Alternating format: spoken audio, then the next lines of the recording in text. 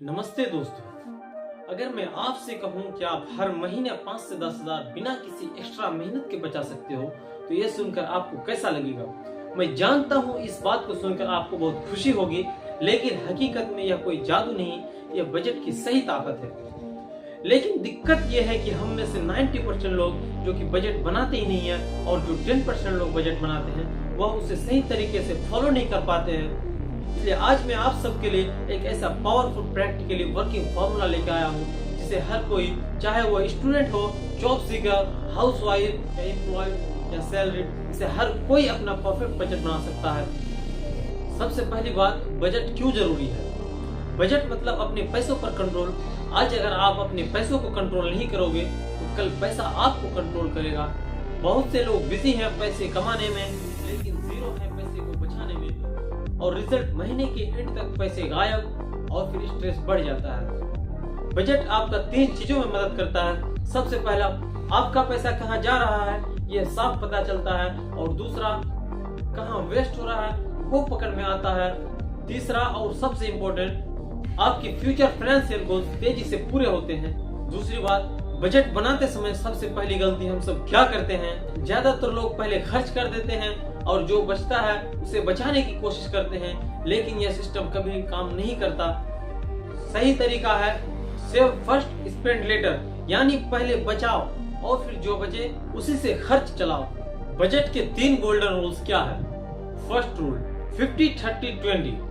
50% आपके जरूरी खर्च करनी है, जैसे कि फूड, रेंट, बिल्स इत्यादि में, और 30% आपको करना है हॉबीज, शॉपिंग, मूवी, ट्रिप इत्यादि में, और 20% आपको करनी है सेविंग और investment. Second rule, emergency fund. 3 से 6 महीने का खर्च अलग खाते में रखो। Third rule, track every rupees. आपका पैसा जहां जा रहा है लिखोगे तभी बचाओगे। बजट कैसे बनाएं, अब आता है सबसे असली हिस्सा। आपका परफेक्ट बजट ये 5 स्टेप में बन जाएगा। स्टेप 1, अपनी इनकम को लिखो। इनकम का मतलब सिर्फ सैलरी नहीं, freelancing, part time earning, commission, interest, यह सब आपका इनकम है, इसका टोटल लिखो। स्टेप 2, पिछले 30 दिनों के खर्च लिखो। हर खर्च, चाय, snacks, petrol, mobile recharge, EMI, किराना, ऑनलाइन शॉपिंग, सब लोग यहीं पर शॉक हो जाते हैं क्योंकि 30% अनप्लान्ड जगहों पर चला जाता है। स्टेप 3, खर्चों को 3 कैटेगरीज में बांटो। फर्स्ट, नीड, जरूरी, और सेकेंड, वांट्स, मन की ख्वाहिश, थर्ड, वेस्ट, बिना रीजन के खर्च।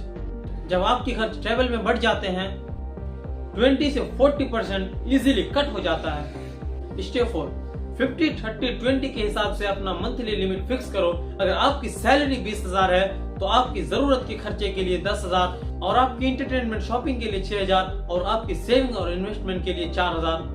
अब महीने भर इसी लिमिट में रहना है, और लिमिट से ऊपर गए तो अगले महीने उसी कैटेगरी में कट करना होगा। स्टेप 5, बजट एप्स का इस्तेमाल करो, जैसे कि एक्सपेंस मैनेजर, वॉलेट मैनिफे। एप्स चीजें को लिखना आसान बना देती है। अगर एप्स नहीं चाहते हो तो नोटबुक से भी काम हो जाता है। बजट फॉलो कैसे करें। बजट बनाना आसान है लेकिन फॉलो करना मुश्किल है। फॉलो करने के 3 तरीके हैं। पहला, कैश सिस्टम। अपने जरूरी खर्चों को अलग रखो, कैश इंप्लूड बना लो। दूसरा, वीकली चेक। हर रविवार बस 5 मिनट निकालो और अपना एक्सपेंस चेक कर लो। तीसरा, इम्पल्स स्पेंडिंग कंट्रोल।